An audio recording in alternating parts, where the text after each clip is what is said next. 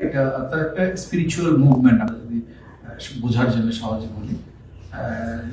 তো এটা 100 বছর বা 150 বছর পুরাতন একটা ট্র্যাডিশন। তো আমি যে কাজগুলো করতেছি এগুলো আমি মনে করি না যে আমি মানবতার দিকে করতেছি বা নতুন কাজ করতেছি, আমি মনে করি না।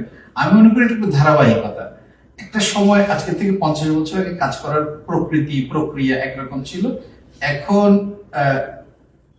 হয়তো একটু ডিফারেন্ট, হয়তো একটা ফর্মাল, একটু নতুন কিছু টুলস এন্ড টেকনোলজিস দিয়ে এটাকে সাজানো হয়েছে, মেথোডোলজি দিয়ে সাজানো হয়েছে। বাট আদারওয়াইজ দ্য কোর ইনিশিয়েটিভটা সিমিলার। হিউম্যানিটেরিয়ান আগেও ছিল, এখনো হিউম্যানিটেরিয়ান আছে, সাথে স্পিরিচুয়াল যে এনলাইটেনমেন্টের যে এমফাসিসটা ওটা দিয়ে ওটা বেসিক্যালি।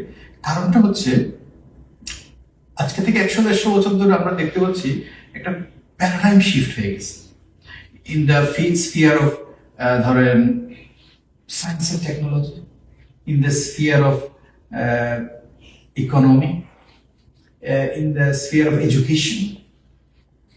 তো এইগুলো আমরা, এবং in the sphere of politics also. ধরেন এক সময় ছিল এক ধরনের ট্রান্সন্যাশনালিজম, এখন ন্যাশনালিজমে চলে আসছে গত 100 বছর ধরে, এবং এটা আলট্রা ন্যাশনালিজমে চলে যাচ্ছে অনেক সময় অনেক দিকে।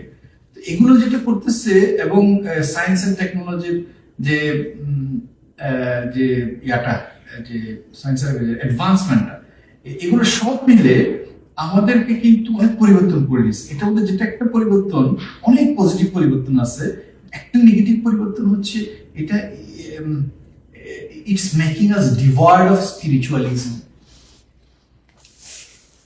It's slowly sucking out that spirituality from us. Materialism replaced by materialist ideas and all these things. So এইখানে এখন এই কাজ করাটা অনেক বেশি ইম্পর্টেন্ট। কারণ হচ্ছে spirituality in any form, humanitarian form বলেন, whatever form, যে কোনো একটা রিলিজিয়নের এর থেকে এটা হতে পারে, একটা ফরম্যাটে হতে পারে। কিন্তু spiritualism in the sense that স্রষ্টায় বিশ্বাস এবং স্রষ্টার প্রদত্ত দায়িত্ব হিসাবে মানবতা এবং সৃষ্টি প্রেমে উদ্বুদ্ধ থেকে এই এই এই গাইডলাইনের ভিতরে, পলিসি গাইডলাইনের ভিতরে কাজটা করা, বাকি কাজগুলোকে ডিটারমিন করে নেওয়া, ইলাবোরেট কাজগুলোকে একটা ম্যাক্রো, একটা ইয়ার থেকে একটা মাইক্রো যে ইয়াগুলাকে গুছিয়ে নেওয়া। যেটার অভাবে আমরা দেখতে পাই অনেক সময় কনফ্লিক্ট অ্যারাইজ করছে। আরেকটা যেটা আমাদের সমস্যা, কনফ্লিক্ট, এখানে এখন কনফ্লিক্ট রেজলিউশন ডিপার্টমেন্ট করতে হচ্ছে,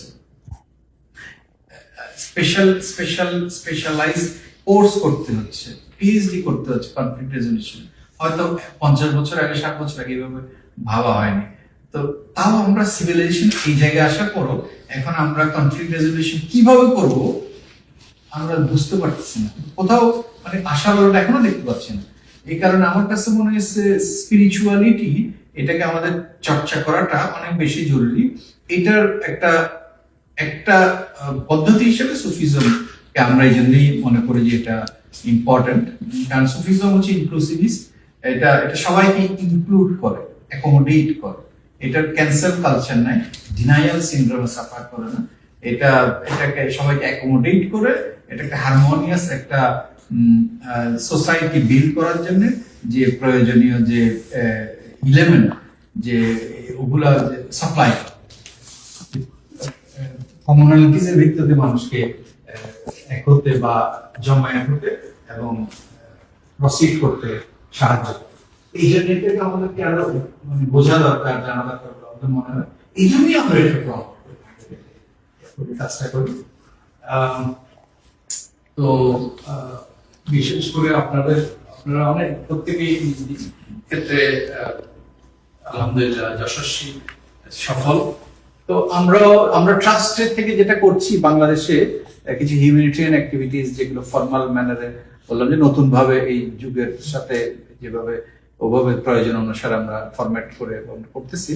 তো আমি আপনাদের থেকে এটাই আশা করব যে আপনাদের যদি মনে করেন যে আপনাদের দেশে কোনো অর্গানাইজেশন আছে যেটা ইন নিড যেটা রিয়েলে ওরা চেষ্টা করতেছে কাজ করার জন্য, কিন্তু কোনো সাপোর্ট দরকার, সহযোগিতা দরকার, আপনারা যদি একটু আমাদেরকে করেন, রেফার করেন, আমরা ওদেরকে ওখানে আমরা ওই ইনশাআল্লাহ, সাথে আমরা মাশাআল্লাহ, যুক্ত মাশাআল্লাহ। থাকার চেষ্টা করবো আর কি। এটা আমার একটা অনুরোধ থাকবে আজকে। তাহলে আমরা ওই অর্গানাইজেশন গুলোকে আমরা আমাদের ট্রাস্টের থেকে কিছু আগে সহযোগিতায় যুক্ত থাকার আমরা চেষ্টা করব।